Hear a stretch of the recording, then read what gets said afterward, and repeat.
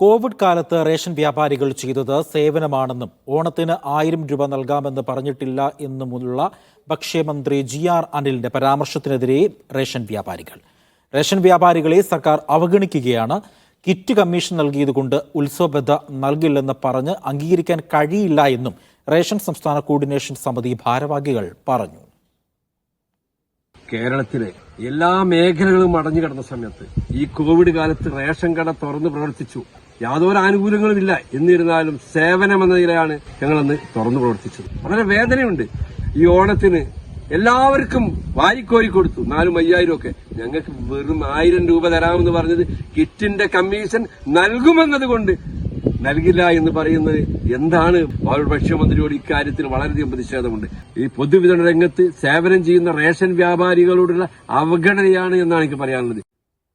ഷിജോ കുര്യൻ ഈ വാർത്തയുടെ വിശദാംശം നൽകും. ഷിജോ, ഈ റേഷൻ വ്യാപാരികൾ എന്താണ് പറയുന്നത്?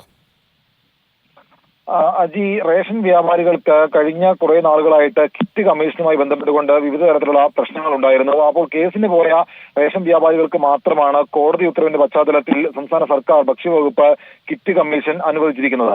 കേസിന് പോകാത്ത ആളുകൾക്ക് കിറ്റ് കമ്മീഷൻ നൽകിയിട്ടുമില്ല.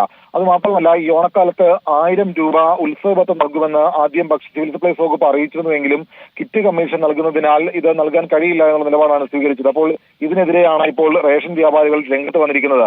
കിറ്റ് കമ്മീഷൻ നൽകുന്നത് കൊണ്ട് ഉത്സവബത്ത നൽകില്ല എന്നുള്ള മന്ത്രിയുടെ പരാമർശം വേദനിപ്പിച്ചു എന്നാണ് റേഷൻ വ്യാപാരികൾ പറയുന്നത്. ഇന്ന് രാവിലെയാണ് റേഷൻ വ്യാപാരികളുടെ ഈ ആവശ്യത്തെക്കുറിച്ച് ചോദിച്ചപ്പോൾ മന്ത്രി 1000 രൂപ കൊടുക്കുന്നതിനെ കുറിച്ചുള്ള കാര്യം തീരുമാനമെടുത്തിട്ടില്ല എന്നുള്ള കാര്യം പറഞ്ഞത്. എന്തായാലും ഇക്കാര്യത്തിലാണ് റേഷൻ വ്യാപാരികൾ മന്ത്രിക്കെതിരെ രംഗത്ത് വന്നിരിക്കുന്നത്. ഉത്സവബത്ത നൽകുന്ന കാര്യത്തിൽ മാത്രമല്ല, കഴിഞ്ഞ ഓഗസ്റ്റ് മാസത്തിലെ കമ്മീഷനും റേഷൻ വ്യാപാരികൾക്ക് നൽകിയിട്ടില്ല. അതടക്കമുള്ള കാര്യങ്ങളിലാണ് ഇപ്പോൾ ഭക്ഷ്യമന്ത്രിക്കെതിരെ റേഷൻ വ്യാപാരികൾ രംഗത്ത് വന്നിരിക്കുന്നത്. ശരി, ഷിജോയാണ് വിവരങ്ങൾ നൽകിയത്.